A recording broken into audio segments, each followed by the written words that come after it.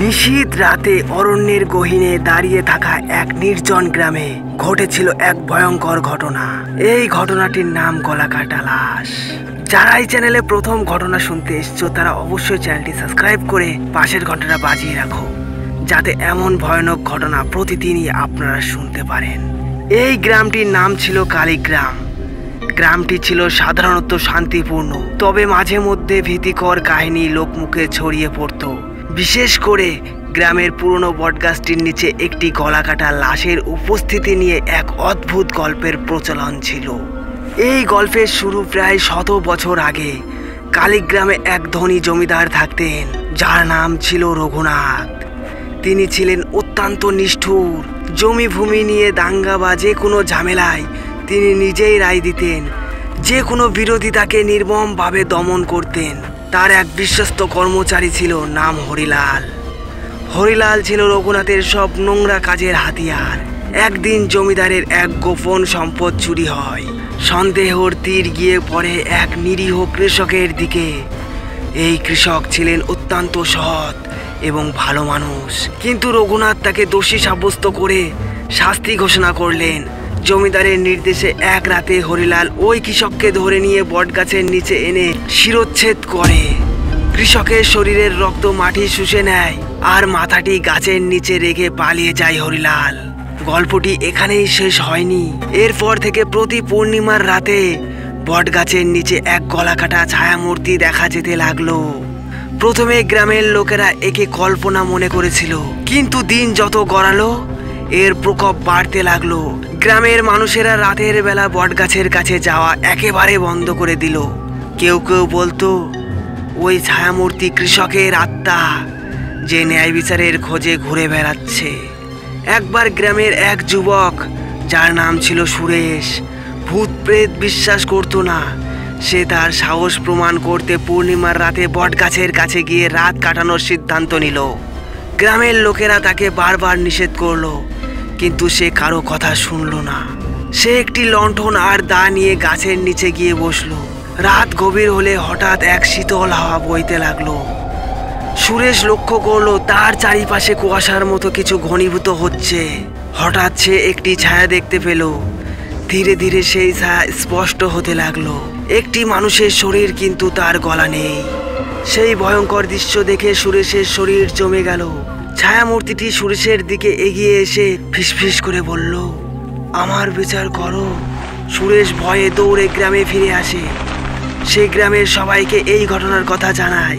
এরপর থেকে গ্রামবাসীরা সেই বটগাছটি এড়িয়ে চলত। কিন্তু সমস্যা এখানেই শেষ হয়নি।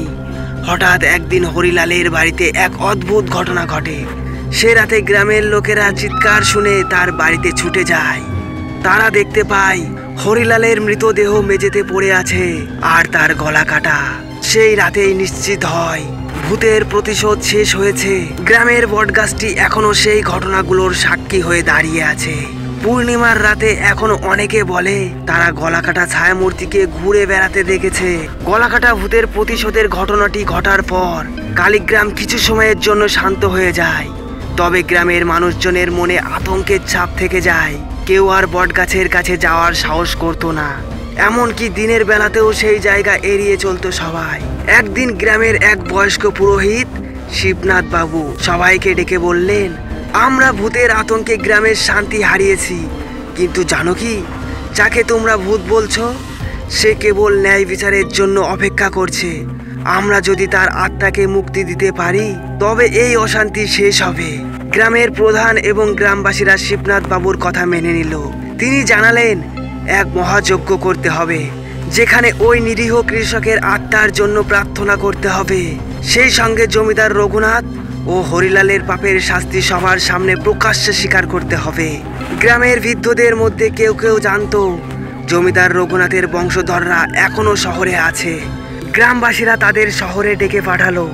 রঘুনাথের একমাত্র জীবিত নাতি শ্রীকান্ত কালীগ্রামে এসে ঘটনার সব কিছু জানালো।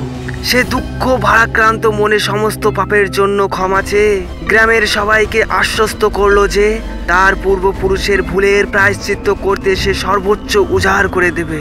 পূর্ণিমার রাতে বটগাছের নিচে শুরু হলো মহাযজ্ঞ। শিবনাথ বাবু সমস্ত শাস্ত্র মতে যজ্ঞ সম্পূর্ণ করলেন। শ্রীকান্ত নিজের পূর্বপুরুষের সব পাপ স্বীকার করে গ্রামের নিরীহ মানুষদের কাছে ক্ষমা চাইল। তারপর কৃষকের মূর্তির মতো একটি স্মৃতিস্তম্ভ তৈরি করে তার প্রতি শ্রদ্ধা জানানো হলো। যজ্ঞের সময় এক অদ্ভুত ঘটনা ঘটল। যজ্ঞের শেষে হঠাৎ বাতাস থেমে গেল। বটগাছের চারিপাশে এক শান্ত আলোর আভা ছড়িয়ে পড়ল। সেখানে উপস্থিত সবাই দেখল এক গলাকাটা ছায়ামূর্তি ধীরে ধীরে স্পষ্ট হয়ে তাদের দিকে তাকিয়ে আছে।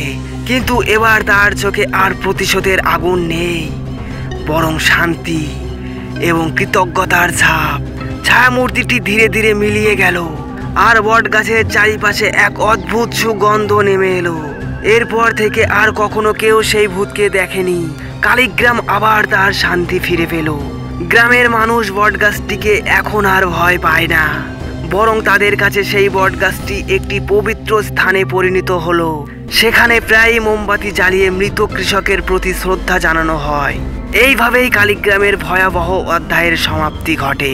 কিন্তু গল্পটি এখনো লোকমুখে ছড়িয়ে পড়ে, যেন মানুষকে মনে করিয়ে দেয় ন্যায় বিচার কখনো হারিয়ে যায় না।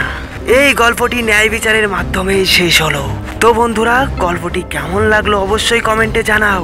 আর এই চ্যানেলের গল্প যদি একটুও ভালো লাগে তবে ভিডিওতে একটি লাইক করে চ্যানেলটি সাবস্ক্রাইব করে পাশের ঘন্টাটা বাজিয়ে রেখো। এই ধরনের ভয়ানক গল্প এই চ্যানেলে প্রতিদিনই আসে।